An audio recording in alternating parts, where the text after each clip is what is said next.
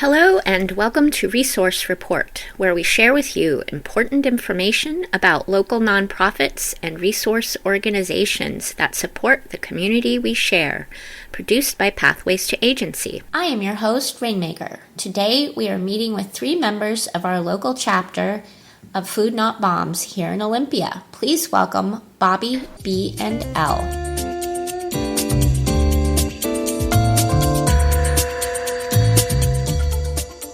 I am here at Chaos Radio Station with members of Olympia Food Not Bombs chapter.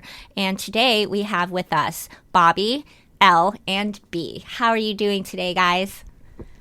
We're doing amazing. How are you? I'm great. It's been a great start with you guys. Happy to be here. Thank you. Yeah, nice to meet you. Nice to meet you.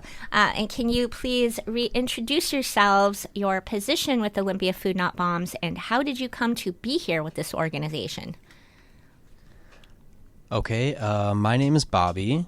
I have been helping Food Not Bombs for 3 summers now. I started in June of 2024.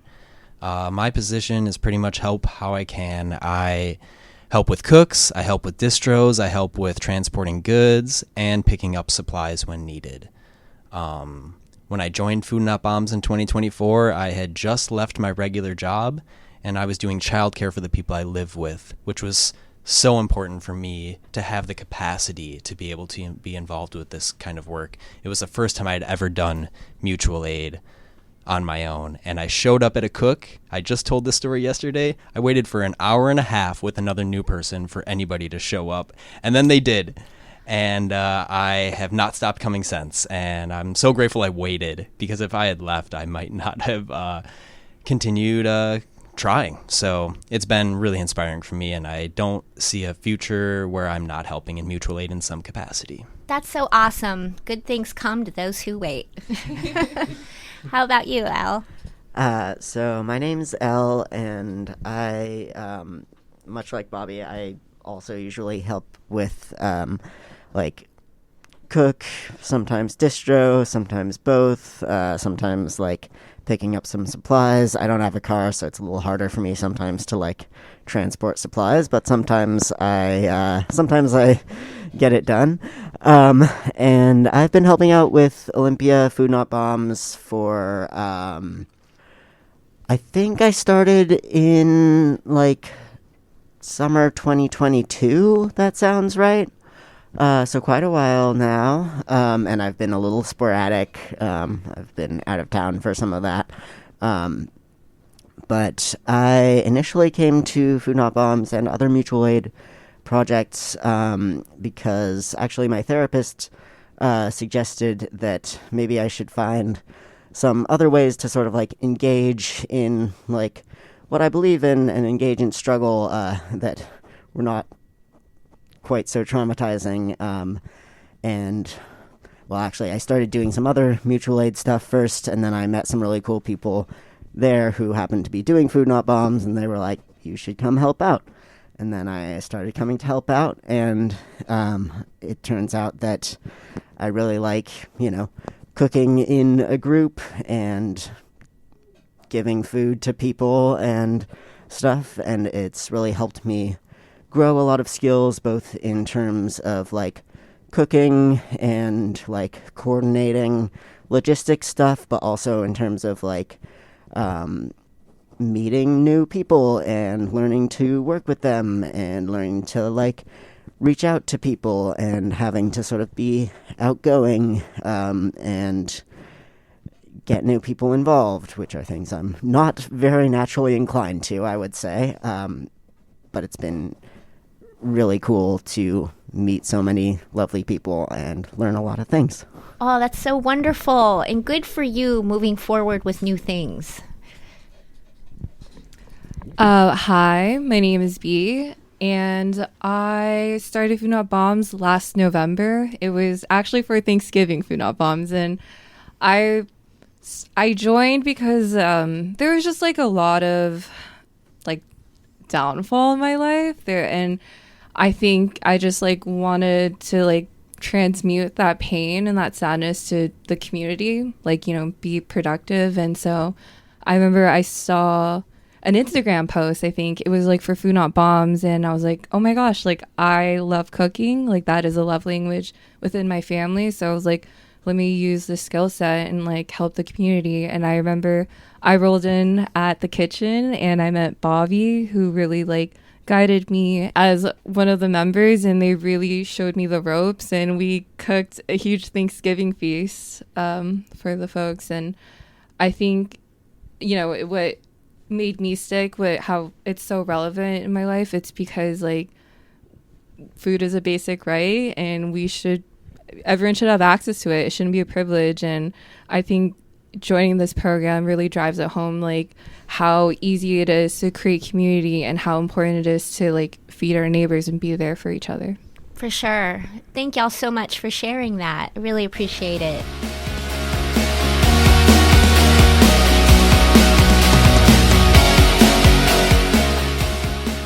There is a international Food Not Bombs. And so I'm wondering if y'all have anything that you can speak on about that at all. I know that there's like chapters of Food Not Bombs all around the world, and I know that it has like some specific origin points with some specific people. But I think also it functions to sort of think of it as perhaps more of a structure or an idea than an organization. Like each chapter is autonomous, and sometimes we coordinate with other chapters for things, but mostly like the core of it is the idea of doing this thing of like getting food for as free as possible and giving it out for free. And I think that's the main sort of connecting thing. And like, as I've been doing Food Not Bombs for a few years, I think that it's really powerful the way that this idea and structure and activity can continue on pretty much unchanged through a lot of different people being involved. Yeah, and I even had seen on the main website that it's been going on for at least 35 years now. And I see that you have like the 3 principles, which would be kind of like the mission, vision, and goals. One thing we've recently started doing is we realized, because we have an Instagram page, OlyFMB, there is multiple around the world Instagram pages for different FMBs. FMB Krakow, FMB Paris, FMB Hilo on the big island of Hawaii. It is so fun to see them doing their thing, and most of them, if not all, are pretty much like the similar image of FMB in a different part of the world. And it's so inspiring to see that, like, just essentially a few little anarchists get together and cook some good food and bring it to a spot and serve it as best they can. And it's honestly really inspiring to see people around the world coming together and doing a similar thing as us here. I love that so much. Thank you. There's a half an hour video. If you go to that international site, foodnotbombs.net/new_site, you can watch that video. And there's this really amazing story where I forgot what country it was in. Don't think it was Cambodia, but it was something around there, where they have like once a week, and they meet and they do feedings, and the children come mostly when they do arts and crafts with anybody, and they get everybody to do art and they share about their art, and it's just like this really healing and amazing. Yeah, cool. And so coming back to the principles, can you share what those 3 principles are for Olympia Food Not Bombs?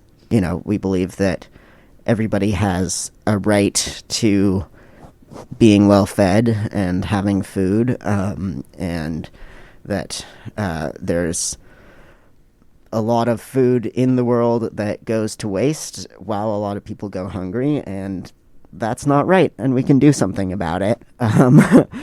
And it's also based on sort of like an anarchist idea of mutual aid, which is like people helping out other people in a way that tries to avoid hierarchies between like helpers and helped? We are donations based, which means we do our best to source things without paying for it. That's one of our bigger principles. We do our best to cook vegan and vegetarian every week, but we will cook meat for the residents if needed.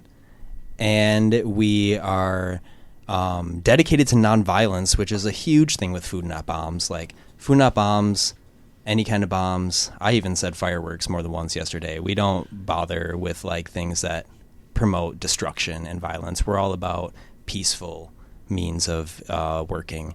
And beyond that, we are non-hierarchical and kind of like structureless by design, which structure does come about naturally, but we do our best to maintain a space for us to just work as a group and come to group consensus as much as possible. So you were talking about your structure. It could either sound very much like a cooperative or as a flat board structure, which Pathways to Agency operates with.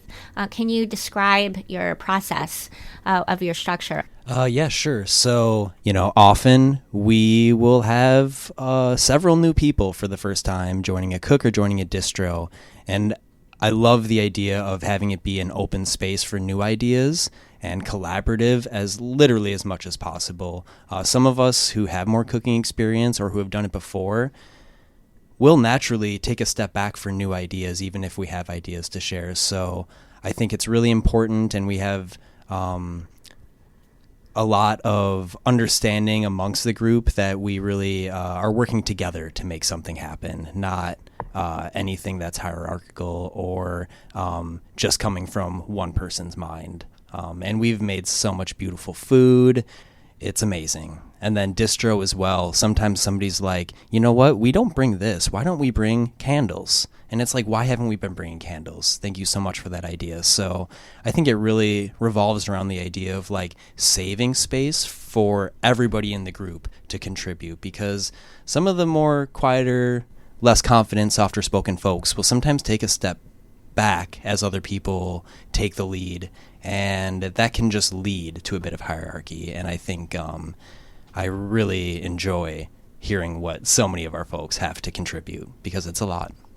To elaborate with Bobby's explanation, so we have a poll, basically, like here's a, like, let's say, for example, like, hey, like we want to do a mutual aid party, like what do we think? Or if there's any like publicity things, like what do we think in our group chat? And then we kind of have a poll of like yes or no, and open explanation of like their reasoning, because we value everyone's opinions and respect it, obviously.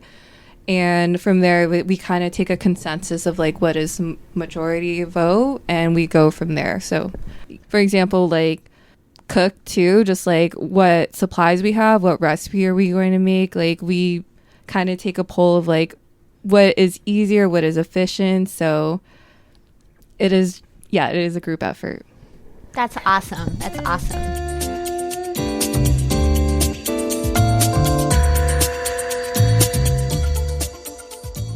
So what does an Olympia Food Not Bomb event look like? Like, how do y'all coordinate that?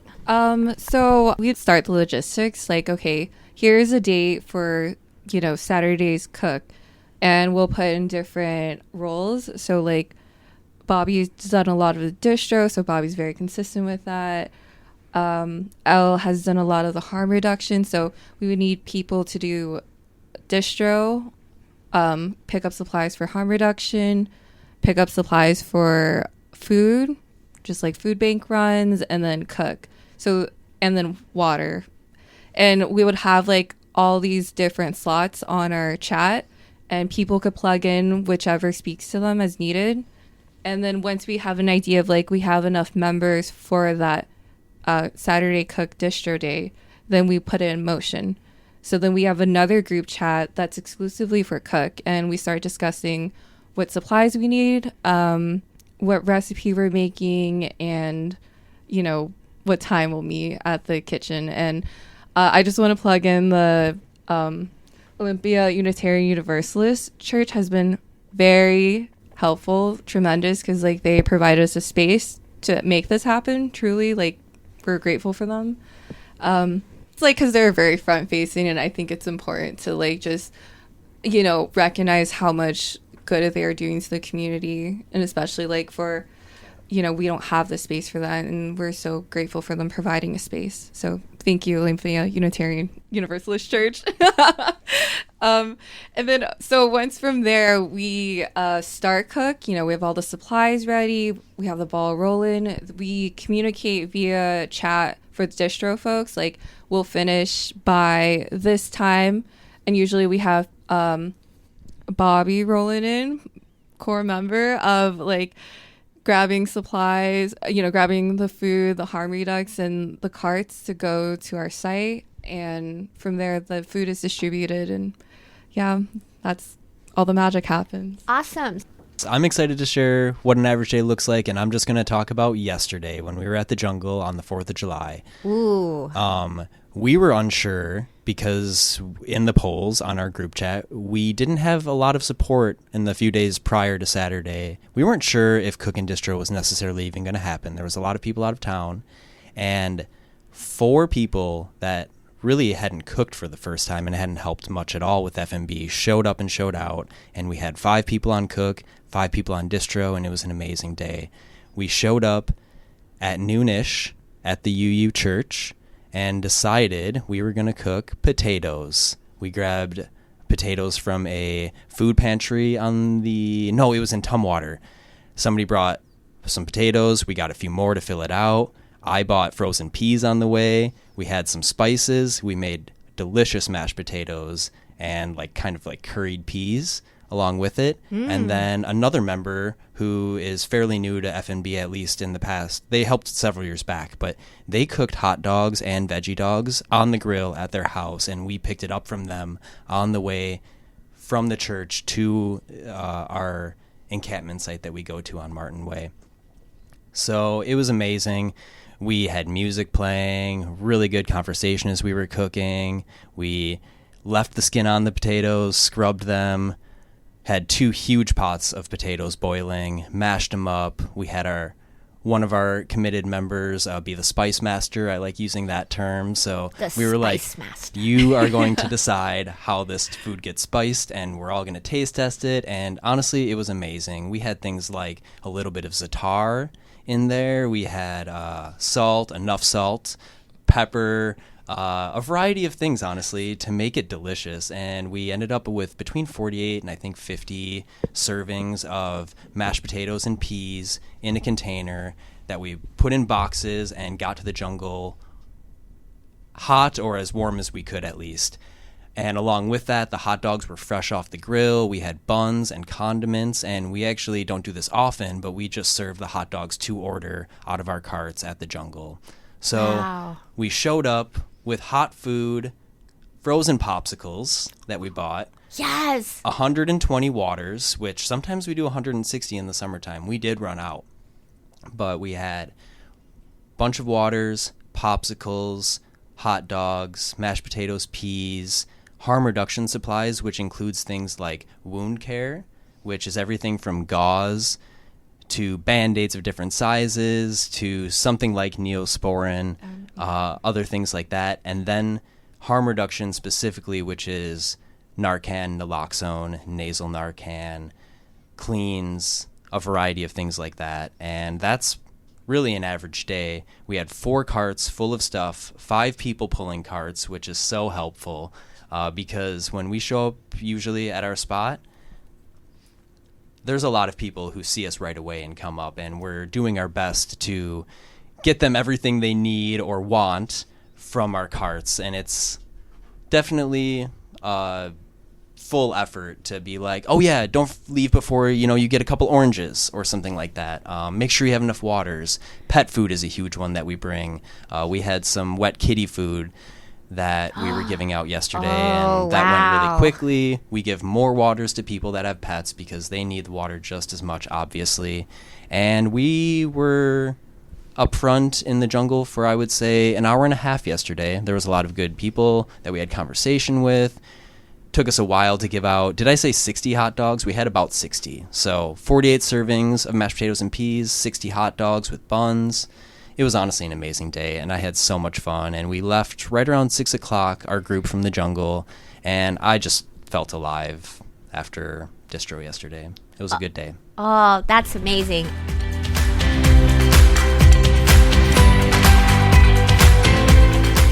So how do y'all work together as a unit in the kitchen? So even though we are structureless by design, we still have somebody that usually, the word we use is bottom lining. We'll have somebody who's kind of head chef, and then we have several sous chefs in the kitchen. And I love being a sous chef personally. I like being told, chop these onions, do this and that. It's still collaborative, but generally we have somebody, and generally what I mean to say is somebody with cooking experience guiding us through the process, because our goal is really to cook good food, not just whatever food we end up coming up with. So it's really important to have a little bit of structure in the kitchen, and we have a couple, if not a few, really good cooks helping us right now, and they have shared skills with us. There's been people who have barely any, if no, cooking experience who have become confident in their cooking skills while working together. So I think it's a very open space for ideas, yet we still do have a little bit of structure there. Oh, that's so good to know. And we also try and like spread the bottom lining role around, because it's like it's a drain on like if one person is bottom lining all the time, and also like, you know, we want people to develop those skills and develop that like ability to like lead a cook, even if they came in with not much experience or confidence in the kitchen. And also we don't want to create a hierarchy of like, oh, this person's always bottom lining, like they must be in charge, you know. I want to plug in one of the cooks, because A has been very helpful. Like, he has cooking experience. Like, he has cooked in kitchens for food co-ops and stuff, and has really like opened my eyes to like different flavors. You know, I was very skeptical of like fruit salad, but he really showed the way. And I think it's like, it's so cool just like seeing, you know, people's knowledge and just palettes and stuff, and being able to incorporate that and, you know, and share it among everyone, not only for like their stomachs, but also for like their mind, you know, the knowledge of like different ways to cook. It's really enlightening me. Food is culture. Yes. Thank you.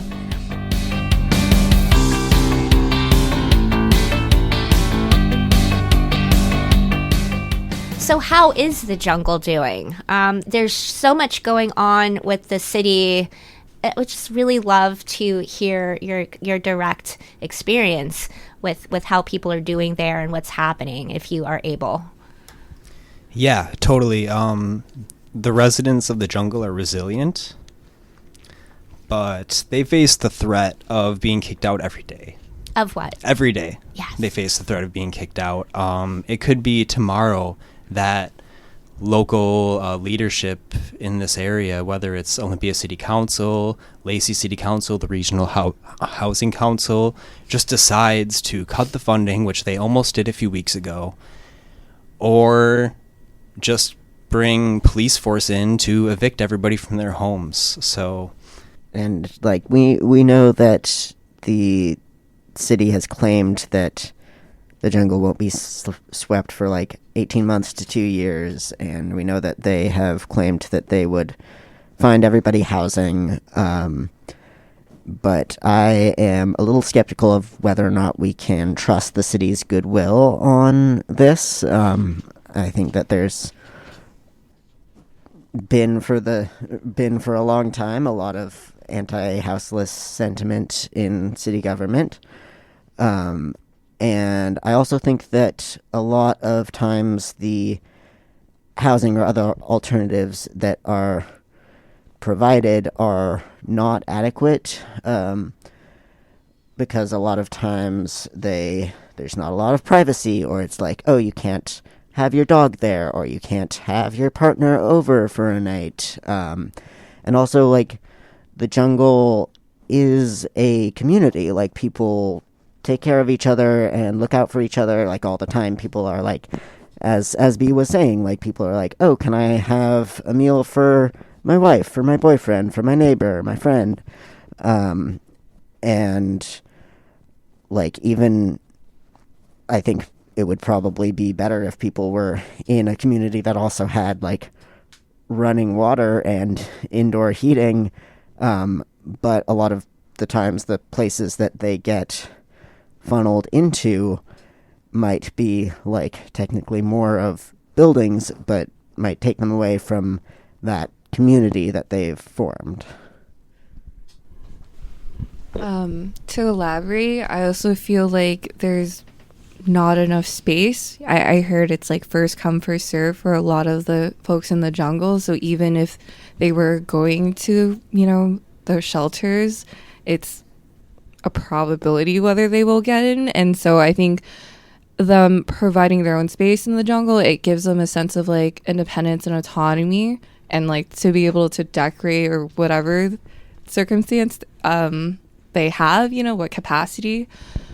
And doing distro, like, with Bobby and some of the folks, sometimes I think we build rapport with them and just learning about their stories and how they, became there.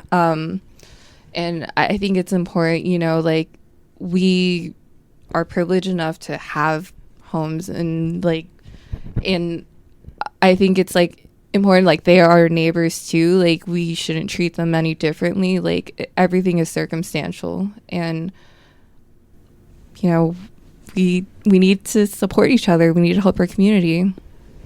Quality of life when you're in survival mode, and the ability to have autonomy over your life is such a challenge, and it really should not have to be. It really shouldn't. One of the distinctions between mutual aid and charity, and I think I'm pretty accurate on this one, is that mutual aid is giving without considerations. And, like, the state and Thurston County does a lot to give to the community and the unhoused, but it's with considerations and limitations often, like making a list of 250 people to get housed and then adding 50 more people when they realize it was a small list. They're still leaving people behind. There's more than one pregnant person right now in the jungle, and one of them said they couldn't get on the list, so they're having a baby in August. But it kind of really shook me to think that they won't be having a home. Right. At least a provided home, I mean, by Thurston County. They're pretty much being left to the number of people on the list, so... Yeah, and there have been other experiences that I've heard shared where the city has gaslit the communities, the homeless communities, promising them and then such and such, and then sweeping, like, legally promising on paper, documented, and then pulling it out from under them when they weren't looking. I interviewed Phoenix with Integrate. I don't know if you know them.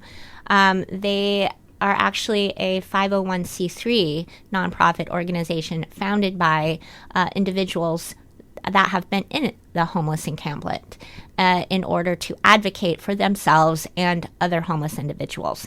And they have been going through a struggle of litigation that goes back like at least 7 years.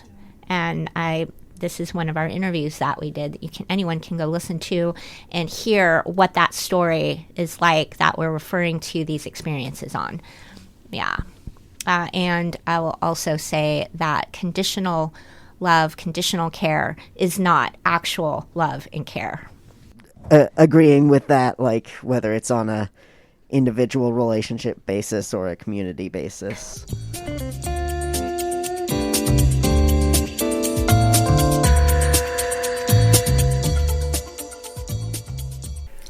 At the time of our recording, the Instagram for Olympia Food Not Bombs had mentioned educational literature, much like the international website and many other chapters.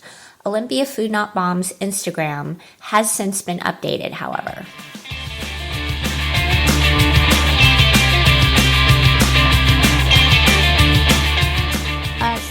I had followed the link for your Google Docs on your Instagram, and there's a little space there that says something about literature, and that you're really hoping to bring that back. You did say, Elle, that it does need updating. And so it looks like you used to in the past have literature, and you don't right now, but you're hoping to do that. But you have stickers coming. What we do sort of ebbs and flows based on the capacity that we have, and our highest priority is making sure that we are giving people food. Absolutely, absolutely. And when we talk about literature, are we visualizing like little zines? Are we visualizing like flyers that just say what y'all are doing? What are we talking about? Probably in the zine realm for sure.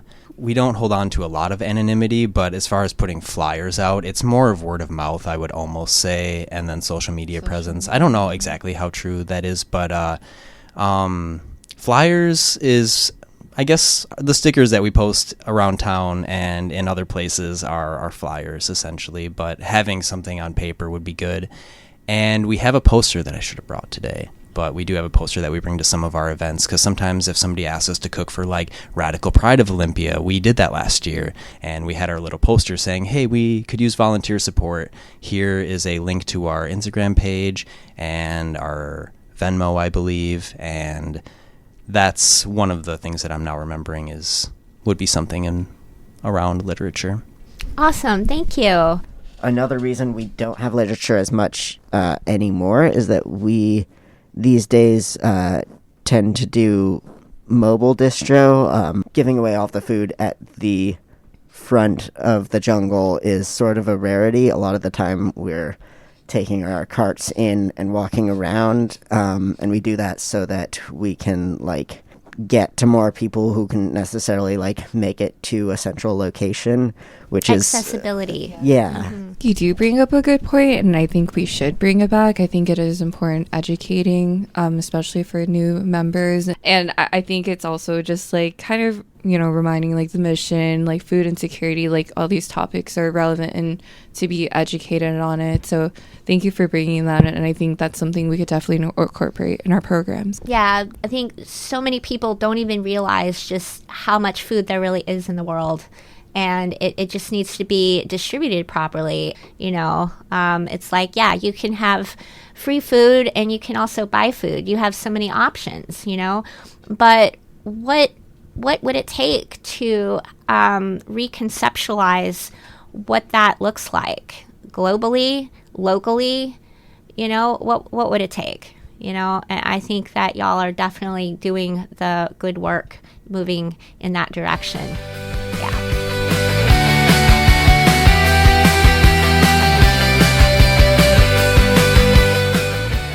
One of my favorite definitions of anarchy is the spontaneous interactions that make a community work. And I just think that's so beautiful and what we try and practice with our group, because not only does 40% of food go to waste in this country, 40% of clothes do as well. I learned that one about last year. And we do distribute clothes when we get them. And I think it's just so important to be donations based and provide things that people need. I agree, and I think that's becoming especially relevant, like now in these days of like a lot of social services getting their funding cut, especially starting in 2027. Trying not to be vulnerable to like a grant getting cut or nonprofit funding getting cut is one of the many reasons we try and stay donations based, because if it's not autonomous, it's a lot easier to destroy. I heard somebody say once that America's 3 missed meals away from a revolution. I do feel like this is like a peaceful way to challenge the system, to show that like, the community can come together and provide, that we don't have to support the capitalistic of like consuming, because a lot of the products we get are from like gleaning from like other farmers coming together and just donating because like they're like, this will go to waste, or like the food bank and stuff. And I think it goes to show that like yes, we can feed our community. Yes, this is accessible. There's just boundaries and barriers in the system that make it harder for people to access these resources. So I feel like in a way, F&B is challenging the system.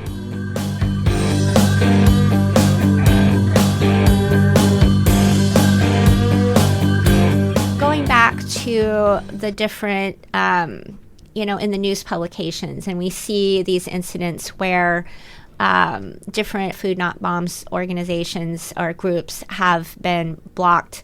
Like, why is it illegal to feed people? What is wrong with that? Have y'all experienced anything like this? Personally, some of the barriers I've experienced are maybe less direct, like community members being upset with us when they see us. Somebody honked at us rather loudly with an American flag off their truck yesterday, and I feel like it wasn't a friendly honk, and I think they were upset seeing us walking with carts to the encampment. It was a little ridiculous, but usually there isn't somebody directly blocking us, although I will say the most unsafe I've ever felt in the jungle was when there was a strong police presence because somebody had committed a crime in the jungle, and there was over 10 cops, and we were doing our distro at the exact time they were in there with assault rifles and whatever, and the first 3 police officers I asked, what's going on, are we okay to be here, told us to F off. So that's really one of the biggest barriers I can think of as far as us trying to do the work we do and experiencing pushback from it. They didn't tell us to leave, but they didn't help us at all, and I felt very unsafe that day. Wow. The residents of the jungle are amazing. They are open to us being there. We still approach them with respect and where they need to be, but I have never faced barriers from the residents of the jungle. Walking up to their spot and saying, hey, we have food and water if anybody wants it. Sometimes they say, nah, I'm good. Sometimes they're like, yeah, I'll be out in a sec. It's honestly a great space to be in, and the barriers we faced have been from random community members that are upset with what we're doing, and a lot of times the police force. So, yeah, as Bobby said, the most trouble that we've encountered is the police or business owners who object to us being in their spaces because I don't know why. I do want to also shout out that other Food Not Bombs chapters around the country have been having more troubles with us, particularly currently the Tulsa chapter, which their Instagram is the best place to learn about that. And there are definitely those articles on the regular, the international website, if anybody is interested in finding out more about that. Thank you. And speaking of chapters, are there other chapters in Washington that you'll know of?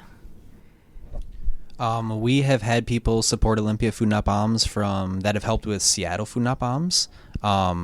I remembered that I learned about Food Not Bombs as a greater organization at a May Day concert in Hoquiam that Aberdeen Food Not Bombs was putting on. And I think that was one of the first times I had seen and understood what Food Not Bombs even means. And so those are the two I can speak to the most. I know they're doing great work out there, especially in a place like Aberdeen when there isn't much around the area at all. So really, everybody in that greater community, like outside of the city and whatever, up and down the coast, rely on just them for support. Up and down the I-5 corridor, there's obviously a lot more people, but there's a lot more mutual aid groups. So.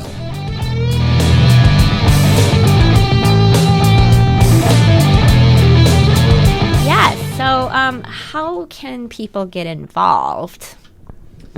Yes. So on Instagram, we definitely are avidly posting what are updates and outreach opportunities, and we usually communicate via Signal chat of just when our next cook is. Our group chats are on Signal, which is an encrypted messaging app, and the best way to get involved is to either message us on that Instagram, which is at OlyFNB, or to email us at olympiafnb@proton.me, and then we can add you to the Signal chat and go from there. All lowercase.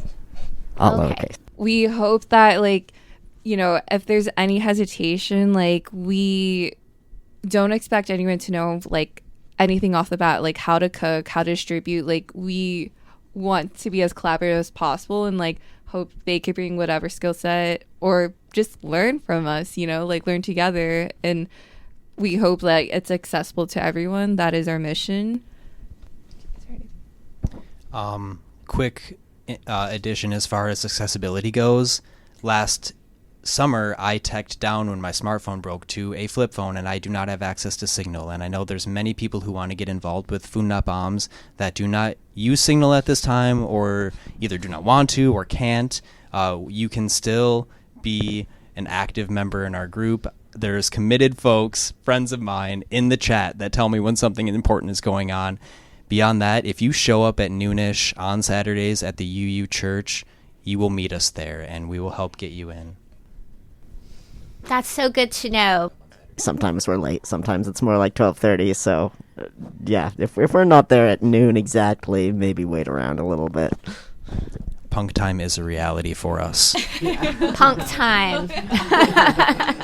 Indeed. If, and this is a reality of our group, if we don't respond to you promptly and you reached out to us on our Instagram or Proton account, we used to have to just show up and see each other in person to make things like this happen. And if you can make your presence there, you will be open to all the resources that we can provide. So if we meet you in person, there's no barriers at all. And like, the internet and phones are useful, but sometimes we only have so much capacity. So that's why I was kind of plugging showing up if you can on Saturdays, especially the first time, because then we know you and we will plug you in any way we can. So That's so awesome. Thank you. Thank you for sharing that.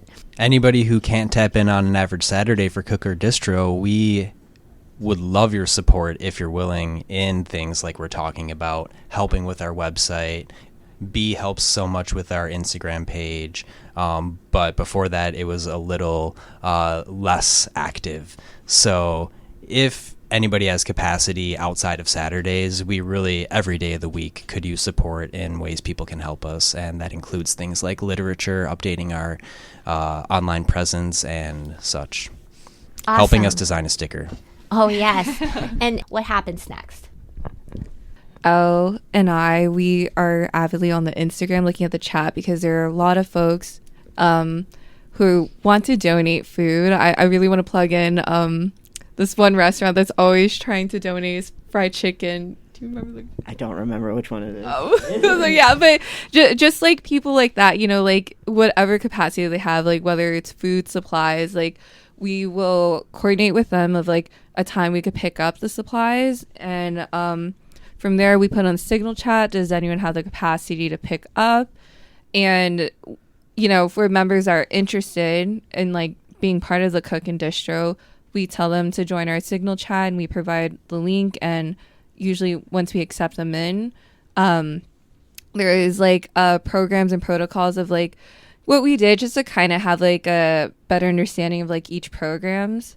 And for example, if they go to Cook, they just be like, hey, I'm new, and we just tell them like, okay, like this is like what we're making, this is like kind of like the duties we have, like cleaning dishes, cutting, prepping, spice master, head chef, etc., and allow them to pick what speaks to them.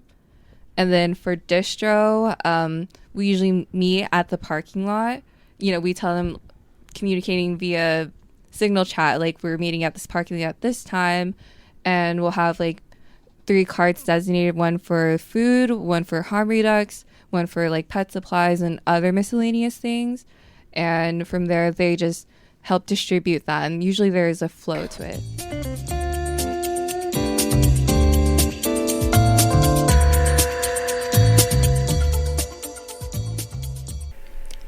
Can you clarify specifically the kind of donations that you prefer to receive, and what will you receive and what won't you be able to receive? Yes, if you have food donations, especially if they're like, like, oh, tomatoes, or if it's something with the ingredients listed so we can tell people what we are giving them, that can be dropped off on a Saturday. That is ideal. And we're dropping things off where? Is that at the OUUC? Yes. The Olympia Unitarian Universalist Church over there on the west side. Yes. Yes. To elaborate more on what Ella has said, so non-perishable canned goods are good. Produce is a big one because, I think it's important. Like, we want to give them a nutritious meal. So, like, vegetables is always solid. We've done, monetary is nice too. So if you don't have those supplies, we could buy those, whatever capacity you can provide. And I know a lot of members in the jungle ask for, like, sometimes blankets, candles, clothes, and tents. But those are more miscellaneous things. I think, like, the more focus is on the food. To-go containers and utensils are, like, the most useful things, and it's especially useful if you can drop it off on a Saturday. We don't have a lot of storage space, so if you have, like, a bunch of ice cream, that would be hard for us to receive because we don't have a huge freezer. Okay. We'll come back. If anything, if you have something to donate to us, tell us, and we will tell you if it's really not something that the people out there need. Likely it is. So, batteries, waters, baked goods make people's days. So, honestly, a sweet treat is amazing for them, and shoes, socks.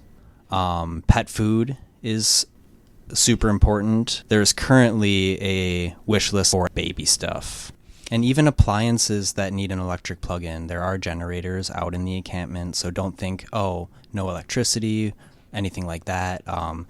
And to add more to Bobby's statement, I think it's also, like, we ask the jungle members because, obviously needs change over time. Like, for example, like the upcoming pregnancy, like sometimes like certain medicine they need too. So actually I kind of want to mention, like, if anyone is like medical practice, like, it would be nice if they could go and volunteer and help with the jungle as well. Oh, and hygienic products such as like femme hygiene is essential just for any basic, like pads and tampons. What was that? Pads, tampons, toothbrushes, deodorant, things like that are everyday needs that all of us need. Yeah. Being clean is also just a basic human right. Yes.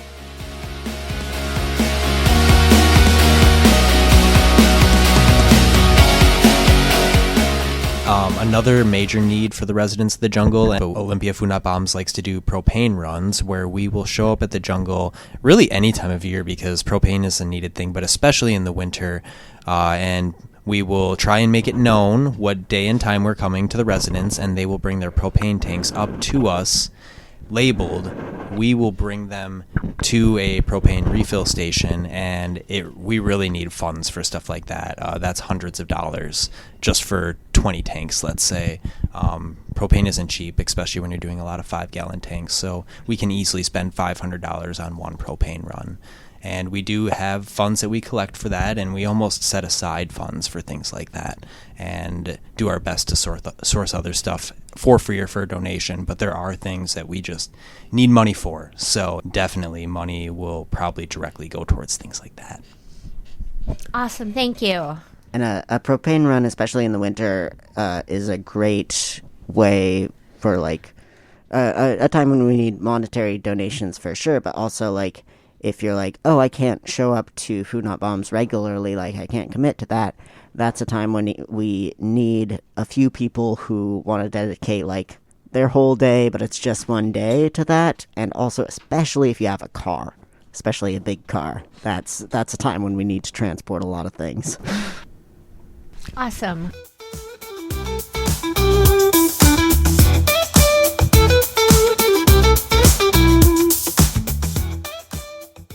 So part of the reality for the past couple of years of, if not more, of Olympia Food Not Bombs is we used to cook out of Traditions Fair Trade in downtown Olympia by the water. Their kitchen was not in use during COVID, and the owner very graciously let us use their space for, I think, 3 years.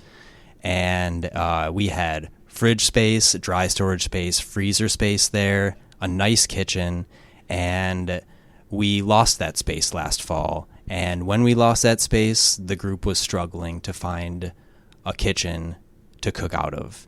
And many places in the area were willing to offer us their kitchen until they found out we didn't have insurance liability. And with a donation-based group like ours, it is hard to make a regular insurance payment necessarily when we feel like those funds need to be spent on resources for the people we're trying to service and help.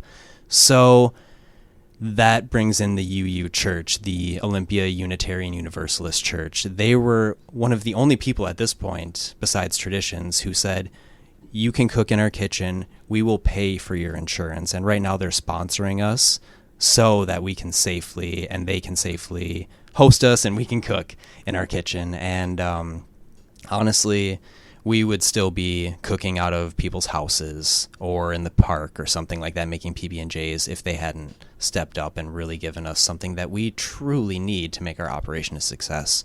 At this point, they can't provide us space for storage, which is just a reality of their space. So if anybody listening is willing to help us even with dry storage at their private place or fridge, like it is something where we're Day of Cook bringing multiple parts of the meal and the supplies from multiple people's houses. And even though we have a secure cooking space right now, we could use more help from the community. And we do get help from other mutual aid orgs, especially the smaller ones in Olympia.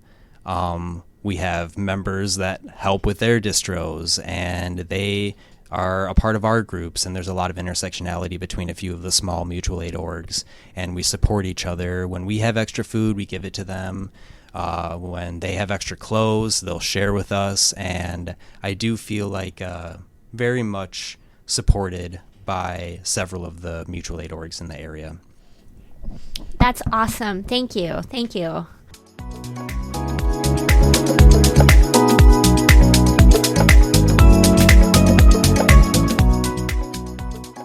As far as monetary goes, that can look like a lot of different things. What are the options? So our Venmo is at Food Not Bomb Oly. So FOODNOTBOMBSOLY. And we'll plug it in more on our Instagram to make it more accessible. Thank you. Awesome. Thank you so much for sharing that. And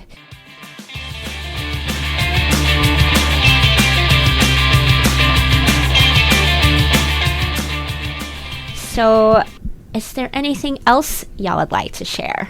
I think I just want to say, like, mutual aid and helping people in your community is, like, a thing that you can do, and you don't need permission or authorization from, like, an organization or a nonprofit to help people in your community, and to, like, ask people what they need, see if you can provide it. Thank you. I want to thank Chaos for letting us have this opportunity, and I don't believe we said this earlier, but I want to just, like, iterate to the folks that anybody in the community who thinks they don't have time to show up on Saturdays and whatever, if you show up once a year, once every couple months, you're helping our organization so much. And yeah, thank you for providing us this platform for us to speak on this. And I hope it, like, inspires people to, like, start their own mutual aid or just become a part of it, because it's definitely, like, impacted me. Like, I think I found, like, such amazing friends through it, and just, like, a sense of purpose, you know, just, like, you know, provide us, you know, a sense of joy for people and just kind of mitigate the suffering in the world. Thank y'all so much for joining us here. Thank you so much. Thank you. Thank you. Thanks.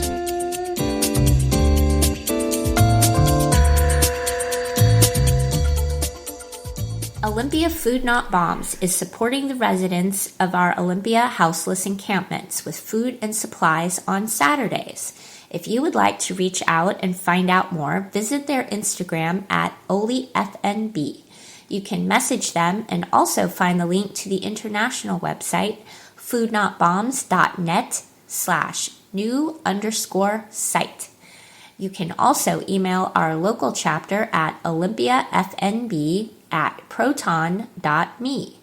To donate funds to their Venmo, search at foodnotbombs.oly. Bobby B and L would love to meet with you in person on Saturdays around noonish or so at the Olympia Unitarian Universalist Church located at 2306 East End Street Northwest.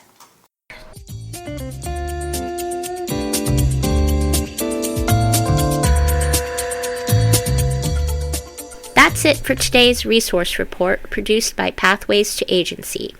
At Pathways to Agency, we are driven by the belief that everyone should have the tools and support to achieve their goals and thrive in their communities. Our mission is to bridge the gaps in understanding, accessibility, and trust by connecting individuals to resources and sharing information and processes that can lead to personal and community growth.